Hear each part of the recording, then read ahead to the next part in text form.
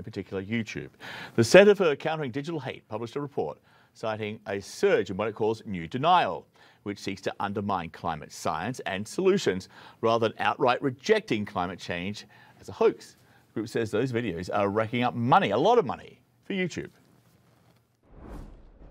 Imran Ahmed is CEO and founder of the Center for Countering Digital Hate, the non-profit group behind the study. He joins us this hour from CNN's Washington Bureau.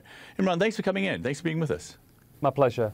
Okay, so here's part of a clip which I found on YouTube just a few hours ago.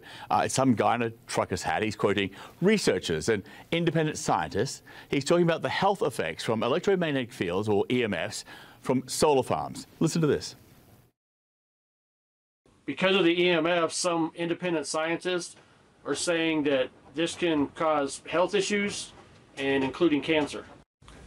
The World Health Organization, it claims that living next to a solar farm can create electromagnetic sensitivity, and they say the symptoms of that are the nausea, being dizzy, skin rashes, and sleep disturbances.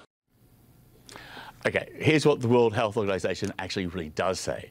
Based on recent in-depth review of the scientific literature, the WHO concluded that current evidence does not confirm the existence of any health consequences from exposure to low-level electromagnetic fields. And there's a lot more at the WHO website which you can read about that disproves everything that this guy says.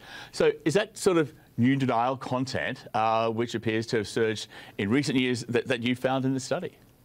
Well, this is exactly the kind of content that we were talking about. It's trying to undermine people's confidence in the safety and efficacy of the solutions that we have to climate change, which are to change the way that we get our energy away from fossil fuels and towards other renewable forms of energy like solar, wind, tidal, etc.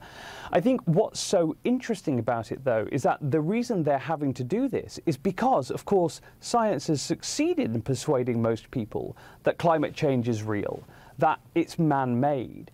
And so the people who oppose action on climate change, and that's ultimately what they do. They're not debating the science in good faith. They oppose action on climate change. They've now said, well, look, if people believe climate change is real, let's just say we accept that, but then tell them the solutions, they're dangerous or they don't work.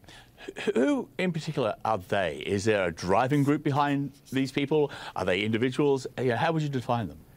I mean, I think there's two types generally. There are the oil and gas lobby, they're astroturf groups. It's a term used for fake non-profits, fake, scientists that they pay to sort of put out very skewed data sets and skewed research, but also people who just make a buck by producing these videos, putting them on YouTube.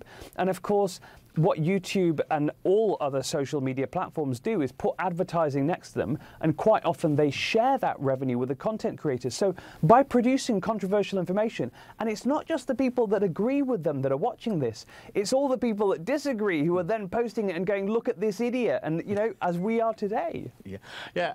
Well, you looked at YouTube in particular when it came to this sort of disinformation, and according to your study, new denial, which is typically attacks on the credibility of the science and the solutions, makes up about 70% of climate change denial online. Then there's also classic denial, which is what we sort of saw in the past, which you say has been debunked essentially, which is outright denial of climate change, which has fallen dramatically. It's down to about 30% of all the stuff out there right now. So when reality becomes undeniable, climate change deniers, they seem to embrace new incorrect non-facts? Is that what's happening here?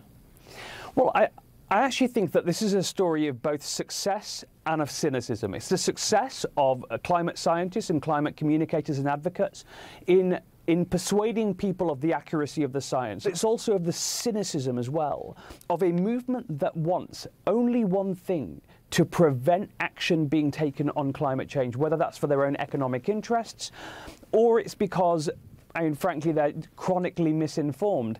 And that movement has decided, well, we can't win this battle, we've lost it. So it's time for us to find another front, one that's perhaps less defended.